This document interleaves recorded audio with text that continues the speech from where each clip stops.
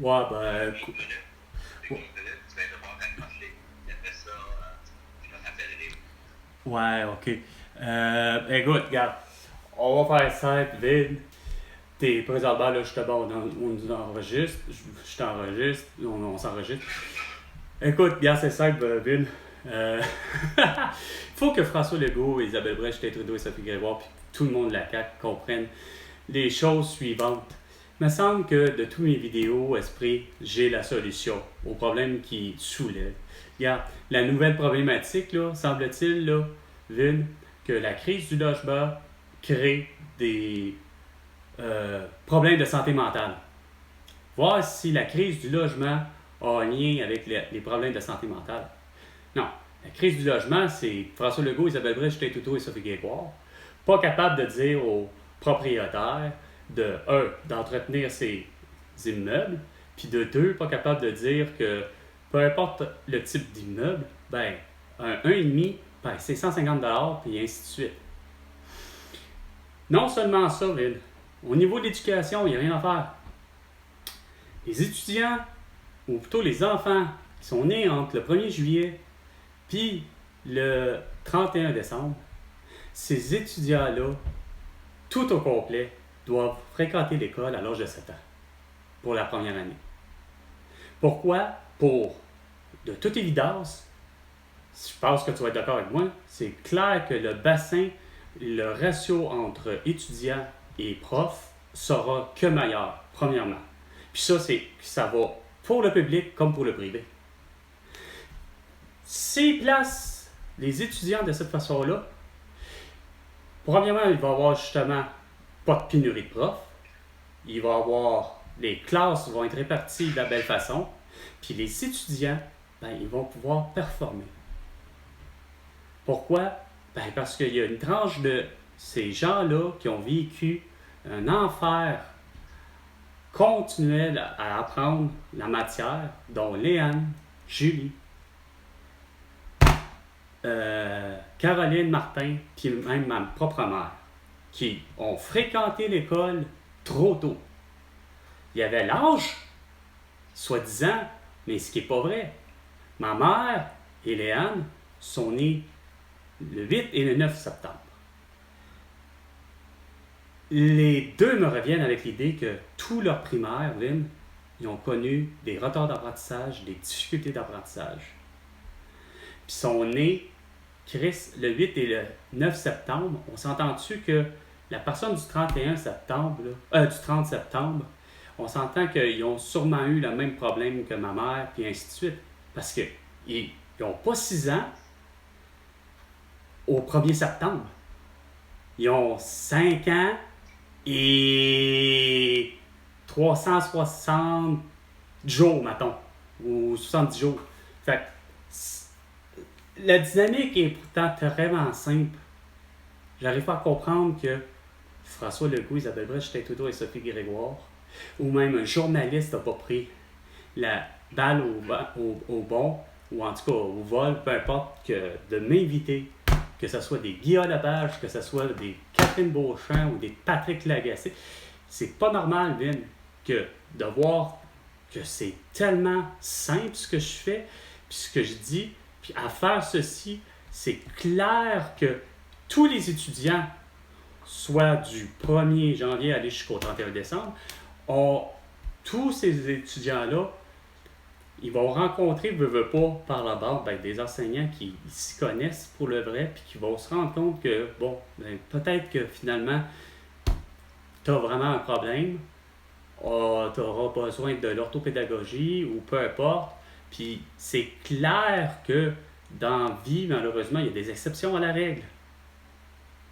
Mais tous ces étudiants-là, là, à être répartis de cette façon-là, ça va donner une meilleure chance pour tout le monde. Puis oui, malheureusement, il y en aura qui vont être diagnostiqués avec TDA ou TDAH ou peu importe, puis que ça ne sera pas des gens qui sont nés entre le 1er juillet et le 31 décembre. Ça pourrait être le 1er janvier, que pour le vrai, il a beau rentrer à l'école, lui, le 1er septembre, il est supposé d'avoir le cerveau super développé, mais il se peut qu'il va faire partie de l'exception à la règle, qu'il va être diagnostiqué de dyslexie ou autre. Mais de cette façon-là, c'est qu'on va éviter les faux diagnostics à outrance que, de toute évidence, on aura donné et toujours donné du Ritalin au Québec. Ça, c'est une des solutions pour ce qui est de juste l'éducation. Hein? On n'a pas besoin d'avoir un Bernard de Rainville ou un Jean-François Roberge qui s'en va dire qu'il faut qu'on fasse faire des cours de rattrapage, puis ci, puis ça, parce que les enseignants sans dessin ont fait la grève. Regarde, c'est aussi simple que ça. L'autre solution, santé. C'est clair, Vin, que moi, pour la santé, ça a toujours été gratuit pour tout. Puis c'est même pour toi. Toi qui as décidé de faire une vasectomie, ben, tu n'avais pas d'affaire à aller au privé. C'est gratuit au Québec. La seule chose que, le pourquoi que tu es passé au privé, c'est qu'il aurait fallu qu'ils constatent au privé, c'est-à-dire au public, qu'ils constatent que, Chris, il y a un engorgement. Il y a comme trop de demandes, fait qu'on refait la facture, c'est-à-dire on refait l'opération au privé, mais que la facture du privé, ben lui, il va arriver, puis il va regarder, puis il va dire, ben c'est François Legault qui a payé. Sauf que ça, c'est juste une des choses. Mais la vraie logique, c'est que pour désengorger tous les hôpitaux, toutes les urgences, là, ben c'est clair que des préposés aux bénéficiaires, des vétérinaires, des pharmaciens, des dentistes, ambulanciers, ainsi que infirmières, c'est tous des gens qui ont de l'expérience du terrain, qu'on peut les faire là, à l'heure actuelle, être capable de faire du diagnostic, de la prescription et de l'opération. Mais je ne te demande pas à une infirmière de faire une opération à cœur ouvert parce que c'est pas spécialisé là-dedans. Alain Vadeboncoeur, lui, il l'est. Mais Alain Vadeboncoeur, là, pendant qu'il est occupé justement de faire une opération à cœur ouvert, ben, l'infirmière peut arriver et dire à François Legault, ben, écoutez, vous avez l'atout, je peux vous prescrire, si vous n'avez pas d'allergie, je peux vous prescrire probablement de la pénicilline. Puis si vous êtes allergique, ben, regardez, moi, je peux vous prescrire de l'hydroxychloroquine, de la colchicine et du zinc. Ou encore, si ça ne vous fait pas l'affaire, ben, écoutez, je peux vous prescrire du Boclé, qui est en vente libre sur tablette. Ça goûte mauvais et ça marche. Pendant que l'infirmière est occupée à, justement, François Legault, ben, moi qu'il se présente pour quoi? Pour une carie ou pour une arcade sourcilière fendue, ben, ça peut être très bien le dentiste ou le vétérinaire qui me regarde et qui peut faire, ben, surtout le dentiste rendu là, ben, il va m'opérer gratuitement ma carie, puis que si par hasard, ben, que c'était pas pour une carie, mais que de toute évidence, regarde, j'ai une arcade sourcilière brisée, ben, il peut me la faire là, sur le champ. C'est pourtant tellement simple. Puis ça, c'est sans compter que tu le sais très bien. Tu m'as entendu souvent critiquer les prix. Regarde, fixe les prix, là. 50 cents le prix du litre de tous les liquides. Puis la saine compétition va se faire. Tu as 250 grammes de fromage en grains. Ben, il faut qu'il soit à 5 Parce que la recette, là, Vin, tu sais très bien que toutes je veux dire pas la recette, mais tous les objets ont la matrice est déjà là, mais elle est là, puis Vin, regarde, oui, c'est là. Ouais, ben, ok, ouais, c'est bon, c'est pas de problème. Je vais continuer tout seul, et de toute façon, le monde va m'entendre. Salut, attention, à la prochaine. Ouais, regarde, 50 cents le prix du litre de tous les liquides. C'est pas vrai, François Legault, esti, qu'il y a pénurie. Du fromage en grains, Chris, peu importe les fromageries, il s'en produit tellement, là, que c'est pas supposé d'être une denrée rare. Je peux comprendre, esprit, que le fameux vin à bulles dit champagne, hein, Emmanuel Macron, je peux comprendre cette affaire-là, que le vignoble, qui a peut-être 30 arpents, comme la chanson de Gaston Mandeville, Le vieux dans le bas du fleuve, mais là, c'est en France. quand bien même que cette personne-là, elle seule, comme ici les vergers de la France, pour les pommes, Saint-Joseph-du-Lac, il y a cette particularité-là de qu'est-ce que les vignes ont produit. Si la moyenne a toujours été, depuis la création du champagne, si ça a toujours été comme 25 000 bouteilles, ben c'est clair que c'est 25 000 bouteilles, point barre pour la planète Terre au complet. Fait que c'est sûr que ça, ce genre de produit-là, façon de parler, il va y avoir de la surenchère automatique. Pourquoi? Parce que Elon Musk, Jeff Bezos, Julie Schneider, Céline Dion, Pierre-Carl Pellado ont quoi? Le pouvoir d'achat d'arriver et de faire bang! Moi, je me crisse hostie, je la veux, moi, la bouteille des 25 000. On se fout de l'année là, que vous considérez comme le millésime. On s'en crisse comme dans l'an 40. C'est le cas de le dire. Puis on s'en crisse comme le vendredi 13 mars 2020. Mais, moi, en tant que être ce genre de type-là, je me dis que ça reste, je serais bien content de vendre mon litre de champagne pour le vrai à 5 $. Je me fous que finalement ça va faire 25 000 bouteilles fois 5 $. Je vais avoir fait 125 000 $. Et comme je suis un bon citoyen et qu'il faut que je paye des taxes, pas des taxes mais des impôts, ben, fois 5%. Fait que je vais vous donner à toi, l'État, le Québec, 6 250 $ pour, évidemment, que vous allez répartir ça dans les grands ministères. Hein? Ça va faire en sorte que vous allez réduire les prix parce que pour les vêtements, le prix des maisons, l'habitation, puis ainsi de suite, puis la santé, c'est avec ça que ce 6 250 $-là, et dans ce immense bas-là, que je ne cesse de dire que René Angélil et Céline Dion ont tellement payé de ce bas-là, fait que c'est clair à mes yeux qu'ils avaient tout à fait le droit d'avoir le traitement in vitro et gratuit. Quand même que malheureusement c'était tellement urgent, puis ils ont été obligés d'aller au privé, il ne reste pas moins que la facture est gratuite. À beau faire de l'argent, Céline Dion à côté puis René Angélil aussi, reste que le principe de base a toujours été de ma naissance.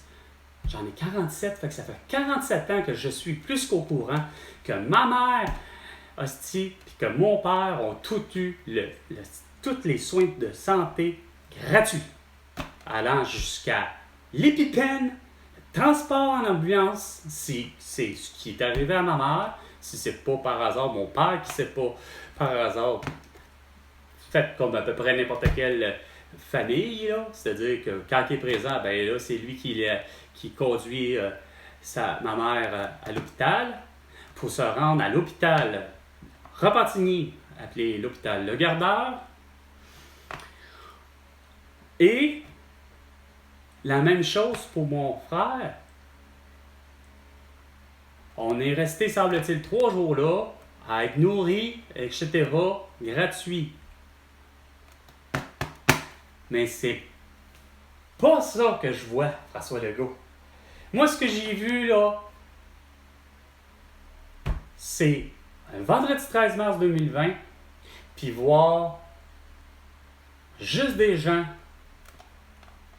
aimer et adorer l'idéologie saugrenue, comme de quoi que les masques, les couvre-visages et les vaccins protègent tout le monde. Pour que soi-même, là, ça va à protéger les autres, puis avec cette méthode-là, nous allons atteindre l'immunité collective. Des notions complètement insignifiantes, en partant, parce que, de toute évidence, la santé, c'est pas une santé publique. Oui, je comprends le principe de, écoute, c'est clair qu'on se rend compte que là, tout le monde tombe malade de la toux, de la grippe, du rhume, d'une bronchite ou encore d'une pneumonie ou encore, comme Dave Eric Ouellet, une pharyngite, une laryngite, d'autres trucs. Oui, ça peut en devenir une épidémie. Oui, ça peut en devenir une pandémie. Mais ça reste que la santé, pour le vrai, elle est tellement individuelle. Il n'y a pas un corps qui va réagir de la même façon du tout. Mais à fixer les prix, comme je disais, il va n'y avoir que de la saine compétition.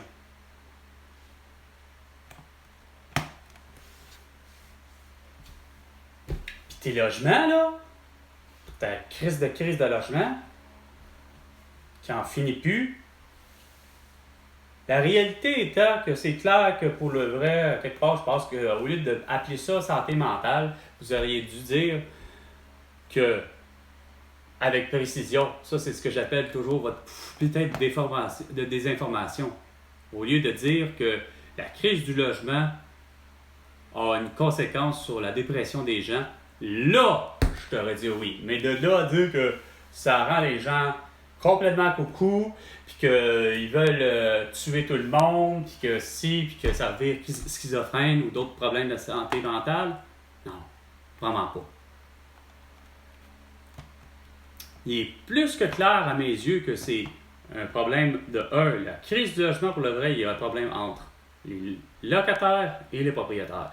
Parce que j'ai toujours eu pour me dire que malheureusement, les locataires, c'est des gens qui sont brise-fer, c'est pas de le dire, ça démolit littéralement les appartements ou les logements, ou peu importe où ce qu'ils habitent ou ce qu'ils louent.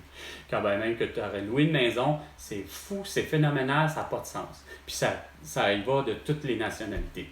Sauf que les propriétaires sont pas tous des bons propriétaires. Puis c'est pas parce qu'ils sont prêts avec une patate chaude d'avoir des locataires qui sont justement brise-fer. C'est bien plus qu'il y en a pour le vrai des locataires, des propriétaires, c'est-à-dire que les autres sont cheap dans la mentalité, puis ça veut pas rénover, puis sinon ça rénove de lui-même, puis ça rénove en cabochon.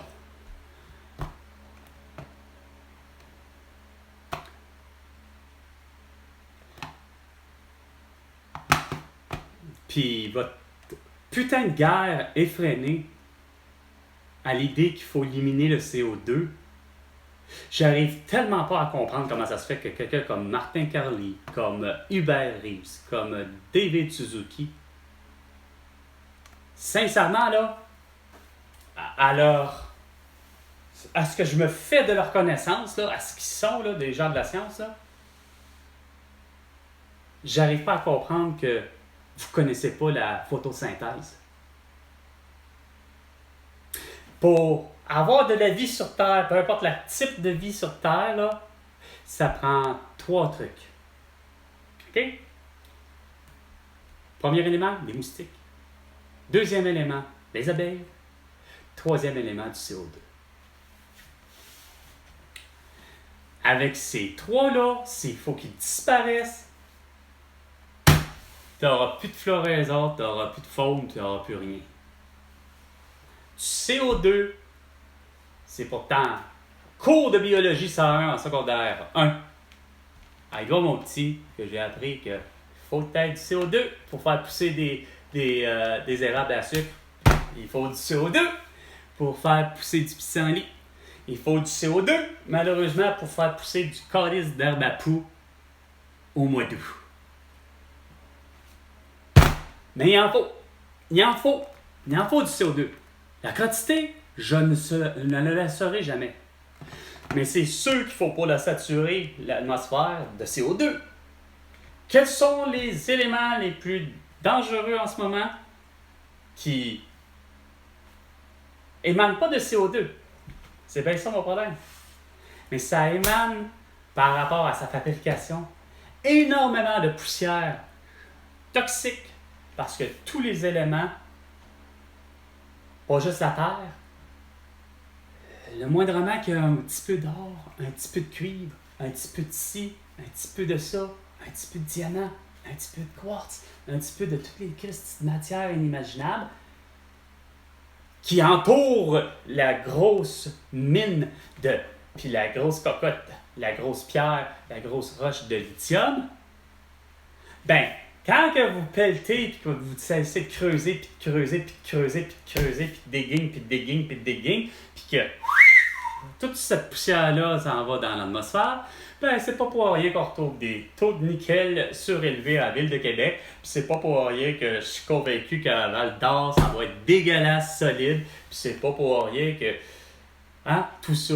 Fait que, non seulement Elon Musk, puis non seulement Pierre Fitzgibbon qui ont des hosties d'idées saugrenues à l'idée que, wow, objectif Mars, regarde, c'était vraiment inutile, sachant très bien que Elon Musk déjà fabriquait des satellites de télécommunications qui les envoyait dans l'espace, dans l'orbite, autour de la Terre.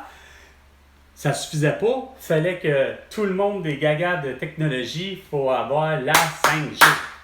Quand que Aurélien Barraud, pourtant un astrophysicien, même titre que Hubert Reeves, lui a su dire les vraies choses, de dire que c'est inconcevable et inacceptable et à proscrire ce genre de régime-là.